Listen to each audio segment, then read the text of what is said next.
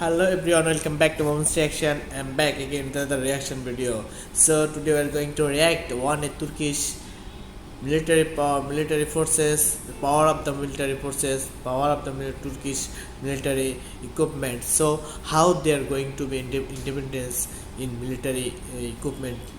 So defense industry they are going to be independent day by day. So how? So we are going to react on this video. I hope you will enjoy this video. And before starting this video, if you are new to my channel, don't forget to subscribe, hit the bell button. So guys, let's start. Let's enjoy.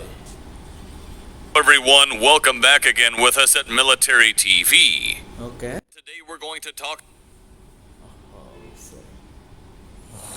about how Turkey strives for an independent defense industry and its challenges.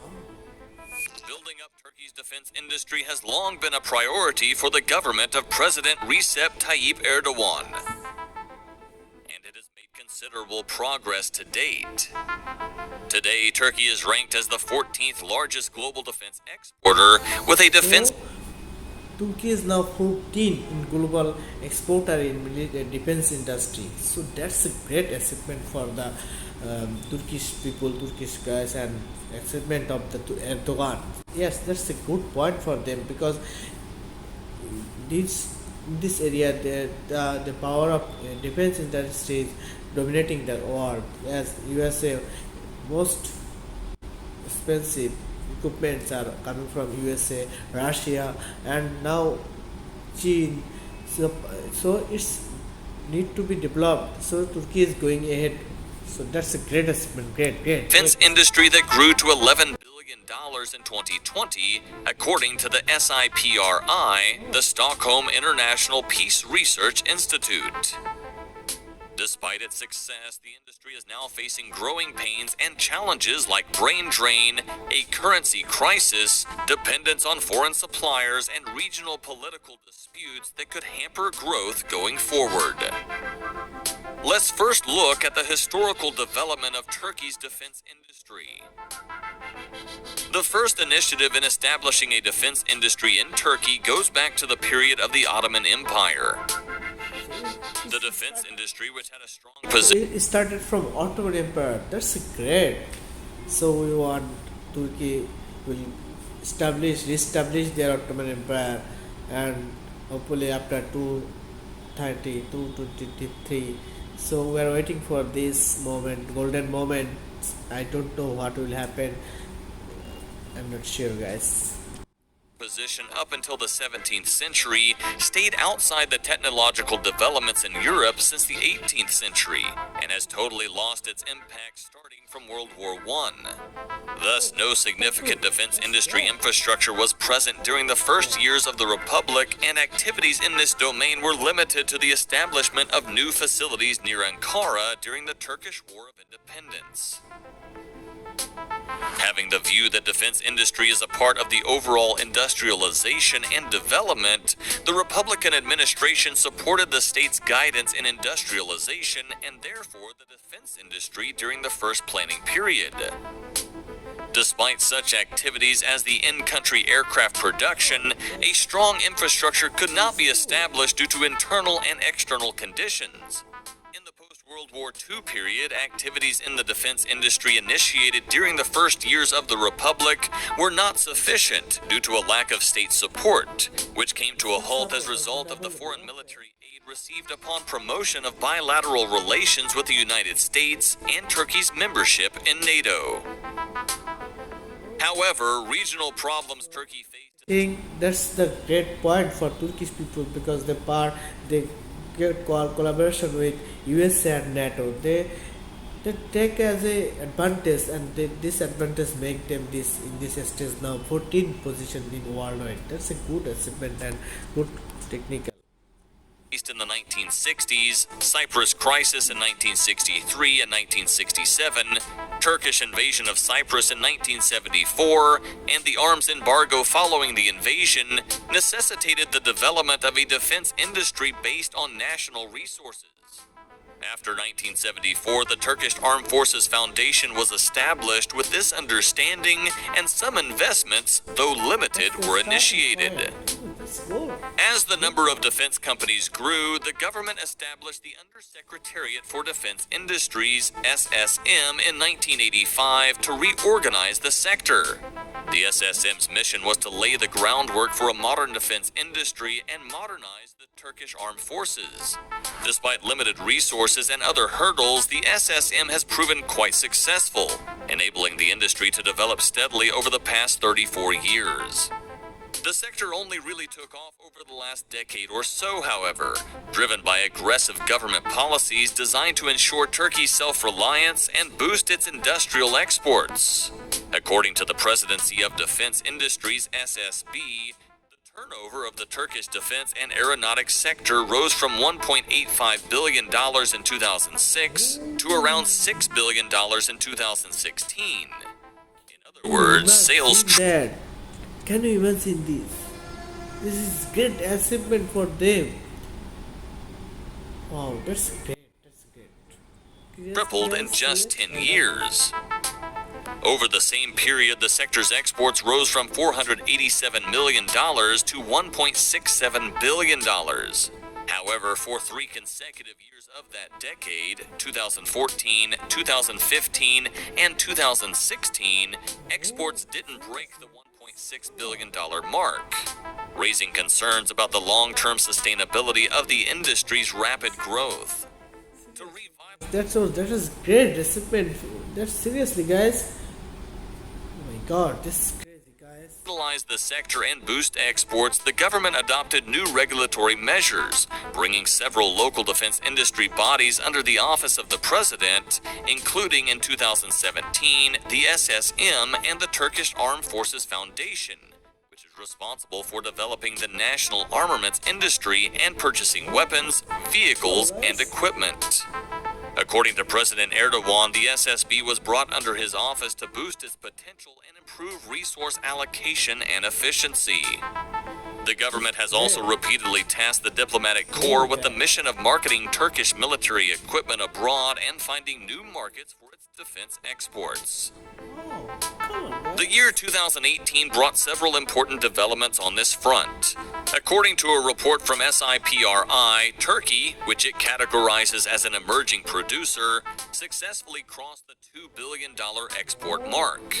In fact, defense and aerospace saw the strongest export growth among all Turkish industries that year. The industry maintained the trend into early 2019 with a 64.4% rise in exports in January compared to the same period last year. Despite the 64%. Seriously, guys? Can you imagine that 64% development increase compared to previous year? This is crazy, guys. This is crazy. They are going to be superpower. I'm sure. The impressive progress made over the last decade, the sector still has a long way to go to reach its targets. According to Turkey's Procurement Authority, or SSB, the government aims to make the Turkish defense industry 100% independent by 2053, increase its export capacity. So, it's a huge goal for them. 2053, they are going to be independent in the defense industries. That's a great goal, and hopefully they will achieve this. They are going one by one. That's great. That's great, guys. Capacity to $50 billion and have at least 10 Turkish defense companies among the 100 biggest companies in the world. Achieving these goals would require a huge effort. SIPRI warns that a policy of ambitious arms export growth is difficult to implement in the long term, particularly as recent history has shown that arms exports by smaller exporters can fluctuate significantly, citing examples like Sweden and Brazil. Furthermore, Turkey also needs to overcome a growing list of challenges, including brain drain, the need for new markets and massive investment, political factors, dependence on foreign components, and the depreciation of the local currency. The last two issues are closely related. So they are going, if they want success in this goal, they need to challenge this challenge. They have to face these challenges, and hopefully they will overcome these challenges and achieve their goal. I am sure, guys. Related, as many key components on which the industry relies are sourced from abroad and priced in foreign currency, increasing costs for local producers. That's good. Brain drain is believed to be acting as a brake on development in some critical areas. The vast majority of people leaving are young, highly educated engineers, often with significant experience. According to an SSB survey, many of those who left the sector cited limited chance of promotion and professional progress as the primary reason, followed by So this is a great point for them. Most of the researchers and the influencer going abroad with high scholarship or with high salaries. So that's the huge point. So in this segment, Turkeys need to invest lots of money because they need to be sustained in their own country and develop their defense industry. I am sure Turkey should focus on this segment. Without this segment, without research, without R&D department, it's not possible. So I think it will be overcome. low salaries. Securing much needed investment is another big challenge. In normal cases, this could be accomplished by opening the sector up to foreign investors. But given the industry's connection with national security, this doesn't seem to be an option. Interested investors would likely include the US, European countries, Russia, and China, which would have the effect of limiting Turkey's defense independence. To overcome this, Turkey has established a partnership with Qatar, a small, rich country with which it has strong ties and which doesn't pose a threat to Ankara. This partnership is expected to help secure funding to develop Ankara's defense industry on the one hand, while also boosting Doha's defense capabilities on the other, thus deepening the alliance between the two countries. In addition, politics also may prove to be a major stumbling block for the sector.